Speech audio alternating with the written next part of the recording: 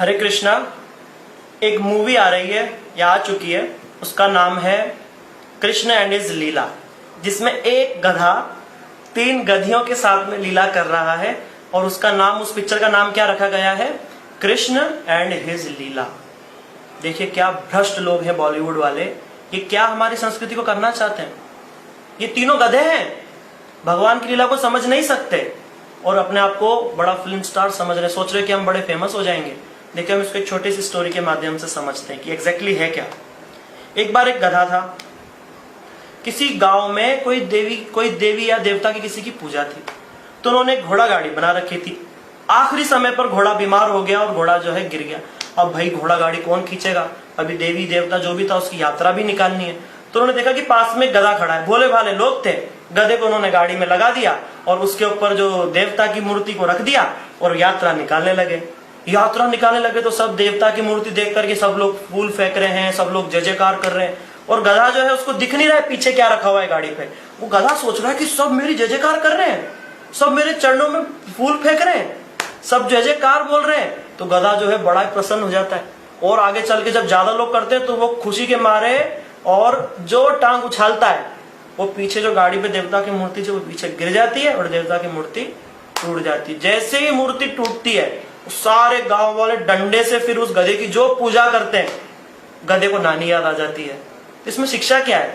शिक्षा यह है कि जो फिल्म स्टार्स है ना, ये लोग गधे हैं।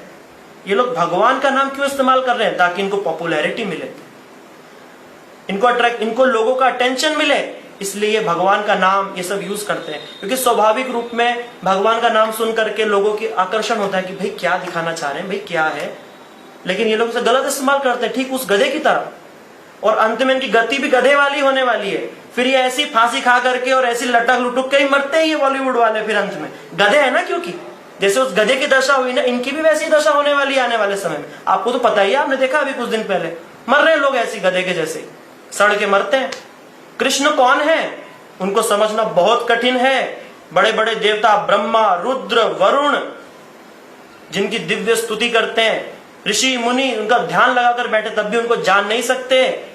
ऐसे कृष्ण हैं जिनके बारे में शास्त्रों में क्या स्तुति है कृष्ण की? यम ब्रह्मा वरुणेन्द्र रुद्र मरुता स्तुनवन्ति दिव्य स्तवे वेदे सांग पद क्रमोपनिषदे गायन्ति यम सामगा ध्यानावस्थित तद्गतेन मनसा पश्यन्ति यम योगिनो यस्यां तं न विदुसुरासुरगणा देवाय तस्मै नमः, देवाय तस्मै नमः। ऐसे हाथ जोड़ करके देवाय तस्मै नमः कृष्ण की स्तुति देवी देवता आदि कर रहे हैं।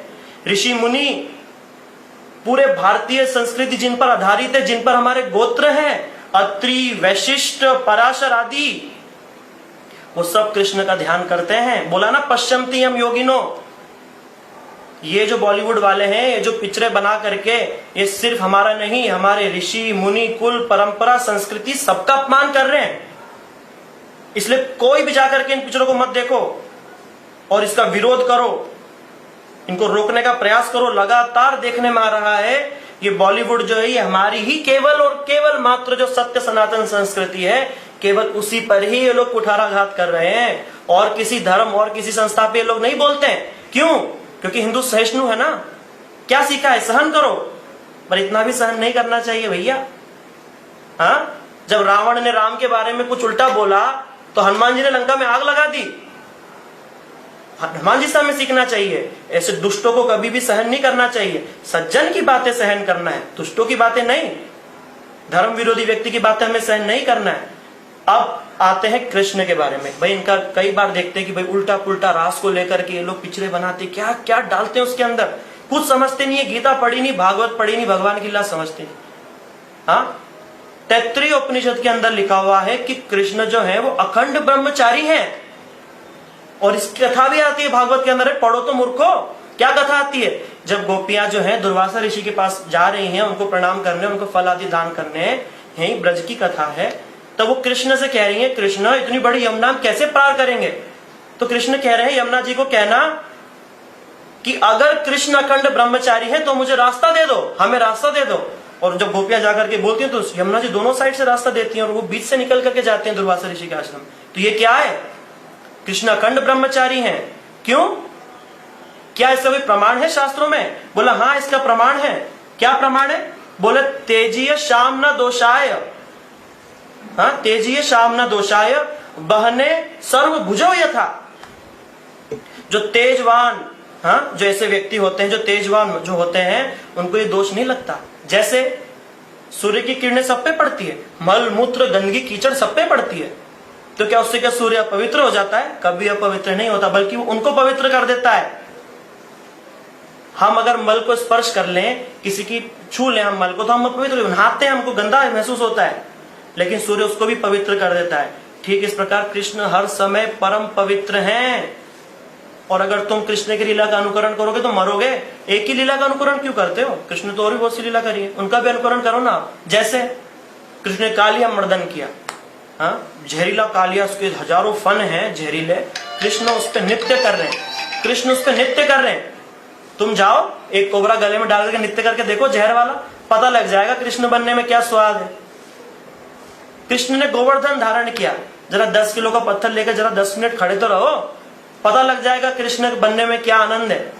मूर्खों, कृष्ण का अनुकरण करते हो, कृष्ण की शिक्षाओं का, कृष्ण की बातों का, कृष्ण की लीलाओं का अनुसरण करना है। वो शिक्षा को लेकर के अपना जीवन को कैसे धन्य बनाना है। भगवान ये सुंदर सुंदर लीला क्यों करते हैं? अपने भक्तों को आनंद देने के लिए, हाँ ताकि जाकि जो जीव है जो फंसा हुआ है संसार में, ये जैसे तैसे मेरी तरफ बढ़े और उसको परम आनंद की प्राप्ति हो। और तुम लोग जो है ये उल्टी पुल्टी पिक्चरें बना करके भगवान के बारे में उल्टा पुल्टा दिखा करके और लोग जो ऑलरेडी गिरे हुए उनको और गिरा रहे हो।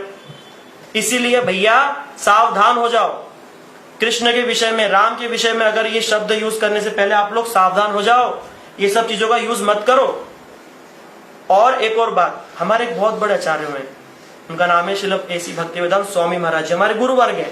उन्होंने बोला कि आदमी कितना भी प्रयास कर ले, कितना भी प्रयास कर ले, man can never become God with capital G, but he can become dog with capital D.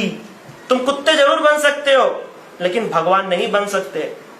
कैसे बनोगे? भगवान ने गुरुपुत्र मृत, उज्जैन के अंदर जो मृत जो भगवान जो गुरुपुत्र है उनको जीवित कर दिया। तुम करके दिखाओ ना कुछ ऐसा।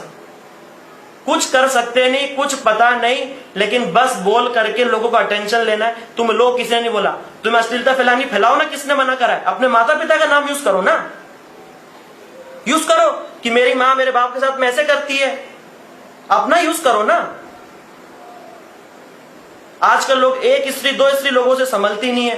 कृष्ण के शत कोटि गोपी हैं, करोड़ों, और कृष्ण के साथ में रास करें।